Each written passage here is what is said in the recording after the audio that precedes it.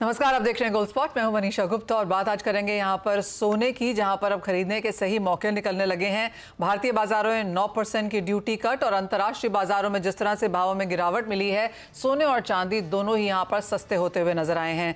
साथ ही बात करेंगे कच्चे तेल की, जहां पर ये तीसरा ऐसा हफ्ता है जब हमने कच्चे तेल के भावों में गिरावट आते हुए देखी है। और अगर जुलाई के महीने की बात करें तो कच्चे तेल में करीबन 4% की नेगेटिविटी अब तक दर्ज की जा चुकी है। इसके साथ बात करेंगे चीनी और एथेनॉल ब्लेंडिंग के लक्ष्य की, और एक नई इस्मा का नोट आया है जो उन्होंने सरकार को पेश किया है। क्या है इसके डिटेल्स और क्या इम्पैक्ट आप पे रह सकता है, इस पर भी करेंगे चर्चा। हमारे साथ जुड़ रहे हैं कृष्णा डायमंड ज्वेलरी के founder and MD Ghanshyam Dholakia, Anmol jewellers के फाउंडर ईशू दत्वानी, इस्मा के डायरेक्टर जनरल दीपक बलानी और एमिरेट्स एनबीडी के डायरेक्टर धर्मेश भाटिया। आप सभी का कार्यक्रम में स्वागत है और शुरुआत यहां पर सोने के साथ कर लेते हैं। धर्मेश, जिस तरह की गिरावट हमने यहां पर सोने के प्राइसेस में आते हुए देखी है, क्या एक सपोर्ट बॉटम नियर बाय है या आपको लगता है कि यहां से भी और मुनाफा वसूली की इंतजार की जा सकती है? देखिए, अगर आप एज पर चार्ट जाएंगे तो डेफिनेटली मार्केट में एक अच्छी खासी एक प्रॉफिट बुकिंग देख सकते हो, क्योंकि मार्केट में एक रैली देखने मिली थी, अनइवन रैली थी। ऑलमोस्ट 2440 2450 डॉलर के ऊपर चला गया था प्राइस। डोमेस्टिक मार्केट की बात करें तो भी प्राइस ने काफी अच्छी एक तेजी दिखाई थी। कहीं ना कहीं वो प्रॉफिट बुकिंग आई, प्लस ये जो बजट का न्यूज था उसमें भी एक इम्पैक्ट हुआ है। डॉलर, अगर आप देखें, जापानीज येन 2 दिन में काफी अच्छा स्ट्रांग हुआ है। तो ये सारे फैक्टर्स एक साथ मार्केट को, सोने की चमक को ढीला पड़ा देखने मिला है। तो मेरे हिसाब से इंट्राडे प्रोस्पेक्टिव से स्पेकुलेटर्स यहाँ पे मंदी करके चल सकते हैं। मैं एक्सपेक्ट करता हूँ कि प्राइस 67,500 टू 67,200 तक के लेवल्स आपको दिखा सकता है। इंटरनेशनल मार्केट की बात करें 2350 एक काफी अच्छा सपोर्ट है, मार्केट एक बार वहां पे छू सकता है। तो स्पेकुलेटर्स यहाँ पे मंदी कर सकते हैं, बट जो बायर्स है मैं उन्हें सलाह दूंगा थोड़ा वेट करे। पैनिक सेलिंग आया है मार्केट में, अभी भी प्राइस कंसोलिडेट हो रहा है, तो यहाँ पे बाइंग करने की सलाह मेरी वेट एंड वॉच की रहेगी। साथ ही चांदी की अगर धर्मेश बात की जाए तो यहाँ पर आपकी क्या सेंस है, क्योंकि चांदी में हमने 95,000 का ऑल टाइम हाई बनता हुआ देखा था, अब 81,000 के आसपास का कारोबार है। अच्छी खासी गिरावट यहाँ पर भी देखने को मिली। देखिए, चांदी की बात करें तो चांदी नो डाउट एक अच्छा खासा एक 50% बुलियन 50% बेस कैटेगरी में आता है। और अगर आप देखें तो बेस मेटल में काफी अच्छी पिटाई देखने मिली है, स्पेशली ऑन द कॉपर। वो 2 हफ्ते से कंटिन्यूस गिर रहा है मार्केट, बट चांदी कंटिन्यूस होल्ड कर रहा था 30 डॉलर के इर्द गिर्द। बट जैसे ही बजट का न्यूज आया और जो स्प्रेड था सेपा का, मेरे हिसाब से जो यूएई के साथ था, वो अगर आप देखें तो उसमें 6% का एक स्प्रेड था और वही 6% मार्केट में गोता लगाया है और प्राइस यहाँ पे लुढ़क गया है। ऑलमोस्ट अगर आप देखिए तो 80,000 के स्तर आ चुका है। मैं रेकमेंड करूंगा यहाँ पे अभी भी बिकवाली करने की, क्योंकि मैं एक्सपेक्ट करता हूँ 25 डॉलर के स्तर आपको अंतरराष्ट्रीय मार्केट में देखने मिल सकते हैं। वो गोल्ड को फॉलो कर रहा है, स्पेशली बेस मेटल को भी फॉलो कर रहा है, और प्लस यही लेवल पे कोई बायर्स है नहीं। गोडाउन में काफी माल पड़ा हुआ है जिन्होंने बाय करके रखा होगा, और प्लस जो प्राइस जो चेंजेस आए तो डेफिनेटली प्राइस में एक ऑफलोड होगा। तो यही हुआ है और मेरे हिसाब से और गिरावट देखने मिल सकती है। तो मैं बायर्स को रेकमेंड करूंगा वेट एंड वॉच करने की, और जो पैनिक सेलिंग है ये कंटिन्यू रह सकता है। वीकेंड है तो मार्केट में और भी एक गुत्ता लग सकता है और प्राइस 80,000 के स्तर भी ब्रेक कर सकता है। तो मेरी सेलिंग की ओके, तो खरीदारी की राय फिलहाल यहाँ पर सोने और चांदी में नहीं है। अगर आप ट्रेडिंग के लिहाज से इसे देख रहे हैं, क्योंकि कुछ और गिरावट यहाँ पर देखने को मिल सकती है, तो अभी भी यहाँ पर बॉटम शायद नहीं बना है और चांदी 80,000 के स्तर भी नीचे में तोड़ सकती है। इशू, आपने किस तरह से खरीदारी बाजार में आते हुए देखी है सोने और चांदी के प्राइसेस की गिरावट के इम्पैक्ट से? तो हमको तो इमीडिएट इफेक्ट ट्यूसडे को जिस दिन बजट हुआ उसी दिन शाम को वी हैड वन क्लाइंट जिसने अकेला 850 ग्राम की ज्वेलरी खरीदी। तो इमीडिएट, आई मीन नॉर्मली इतना इमीडिएट नहीं होता है, पर लोगों को इतना वो अच्छा इम्पैक्ट दिखा ड्रॉप का कि इमीडिएट इम्पैक्ट आया।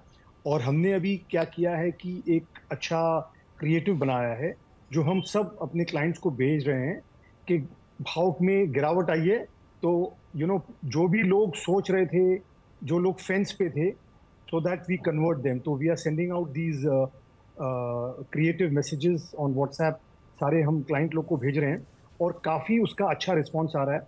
लोग अपॉइंटमेंट फिक्स कर रहे हैं और डेफिनेटली सेल को किक स्टार्ट मिल गई है।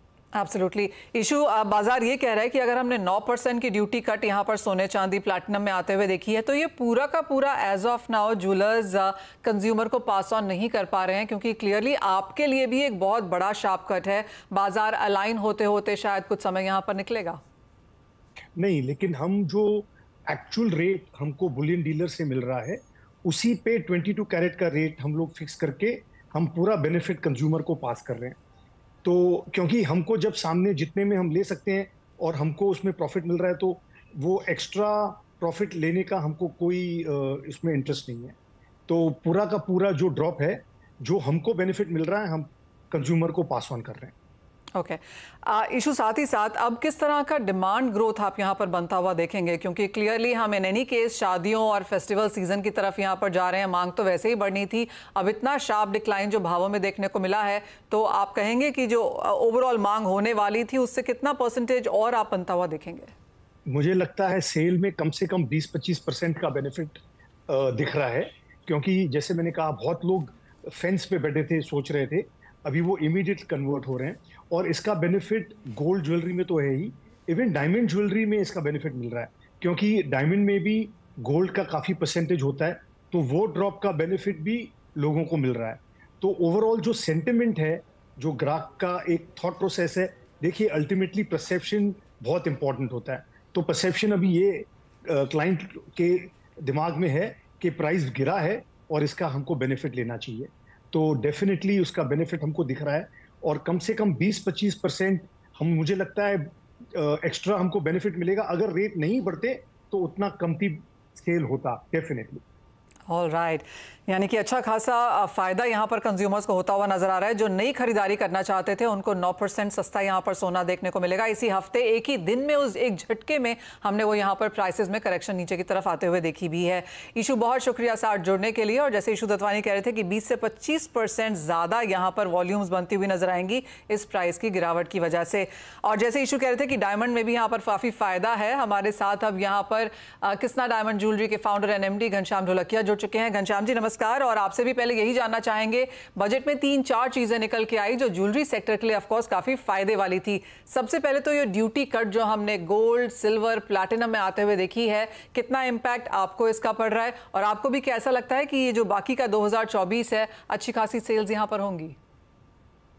सबसे पहले तो मनीषा जी नमस्कार, आपके सभी प्रेक्षकों को भी नमस्कार कि ये बजट बहुत अच्छा है, पॉजिटिव है, स्टेबल है, सभी इंडस्ट्री ग्रो आने वाली है। और डायमंड गोल्ड ज्वेलरी तो श्योर है, चमक है।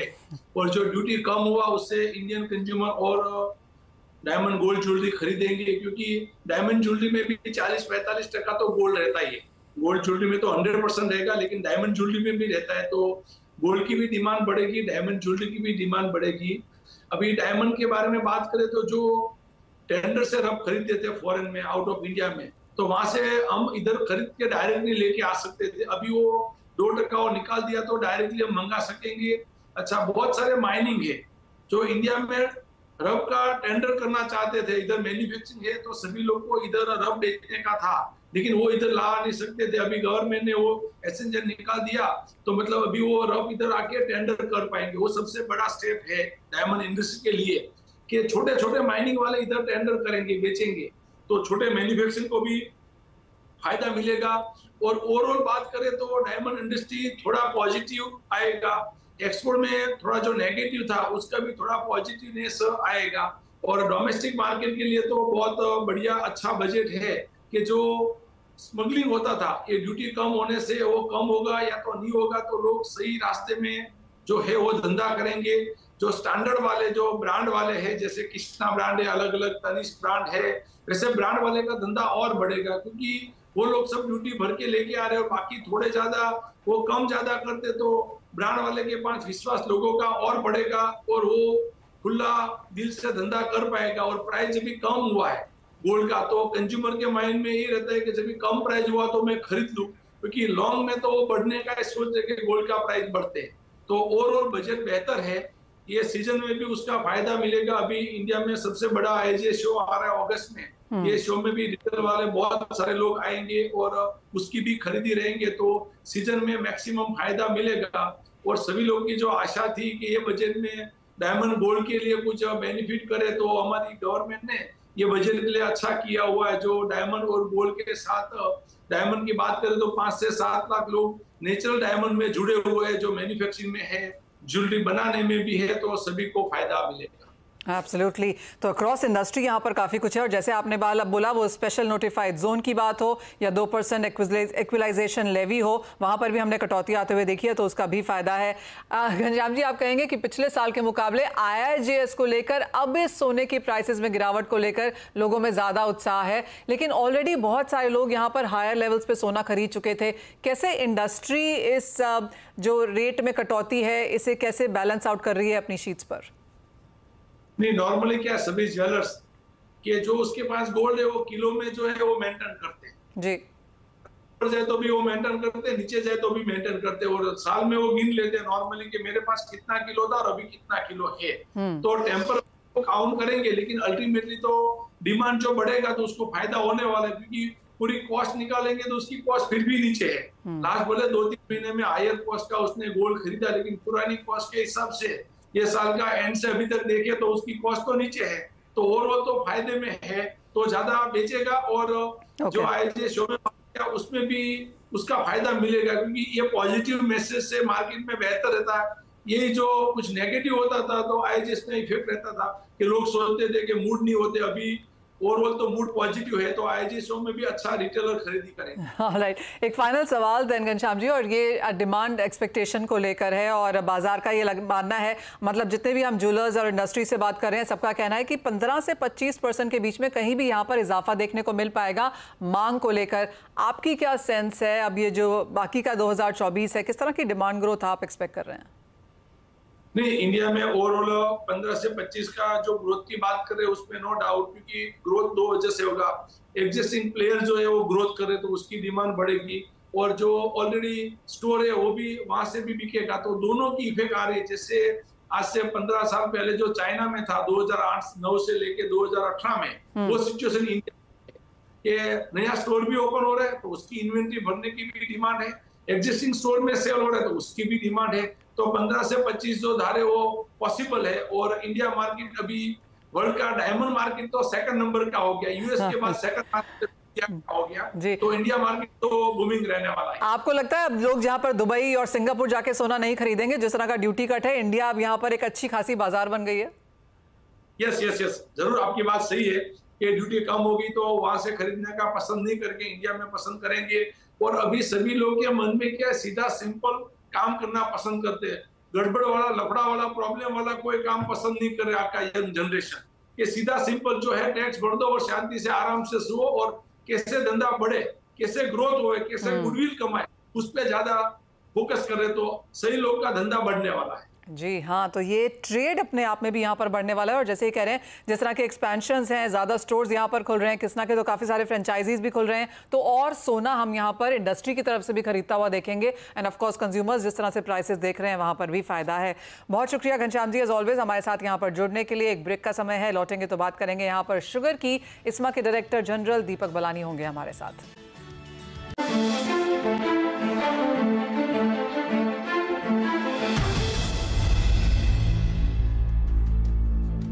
आपका स्वागत है। आप हमारे साथ अब जुड़ रहे हैं ISMA के डायरेक्टर जनरल दीपक बलानी। दीपक जी नमस्कार, शुक्रिया CNBC आवाज़ के लिए समय निकालने के लिए।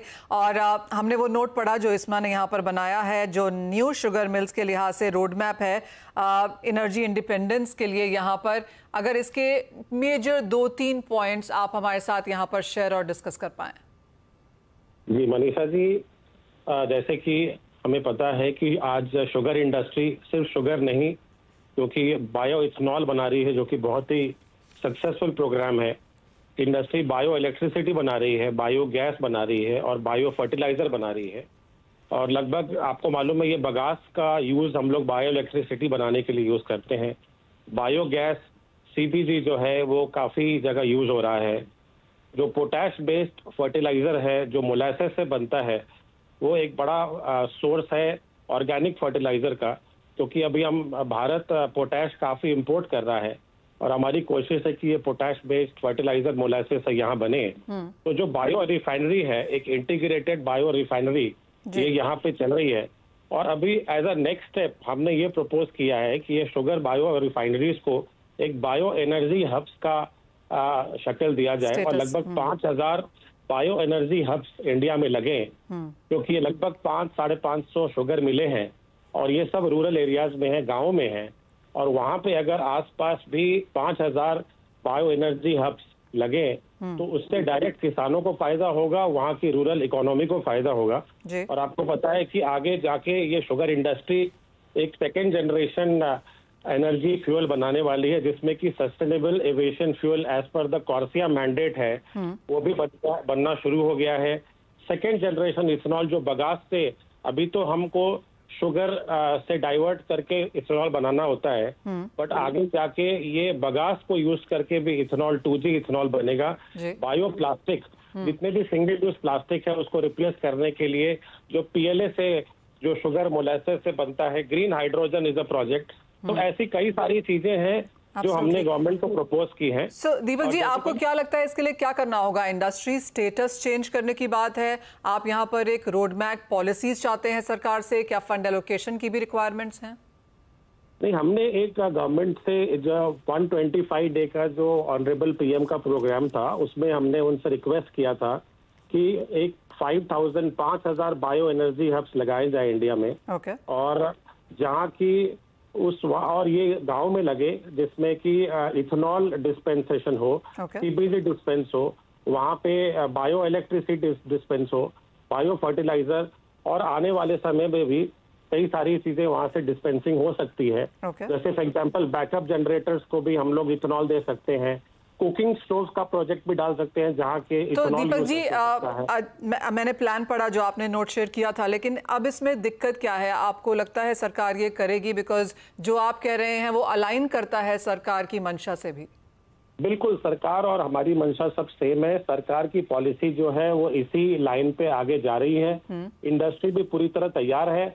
इसमें कुछ पॉलिसी रिलेटेड क्लियरेंसेस चाहिए, जैसे कि ethanol pumps, ethanol dispensing pumps, उसके लिए हमने सरकार से रिक्वेस्ट किया हुआ है और सरकार उस पर कुछ कर रही है। और हमें पूरी आशा है कि इस पॉलिसी को क्लियर रोड मैप गवर्नमेंट देगी, जिससे कि हम इथेनॉल पंप्स और ये ग्रीन हब्स हिंदुस्तान में जगह जगह लग सकता है और ये एक बड़ा स्टार्ट होगा ग्रीन एनर्जी की तरफ।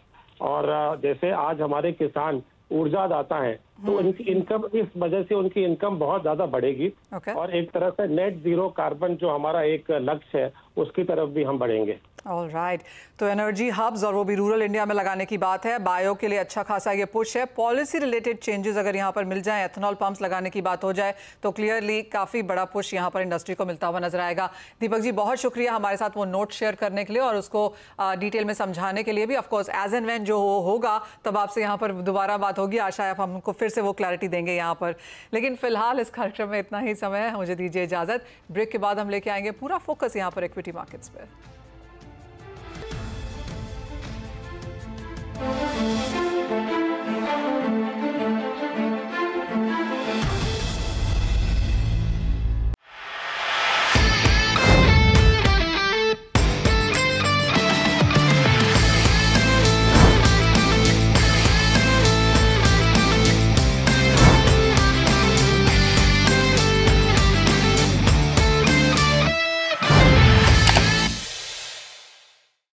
बता दें कि मनी कंट्रोल पर दिए गए विचार एक्सपर्ट्स के अपने निजी विचार होते हैं।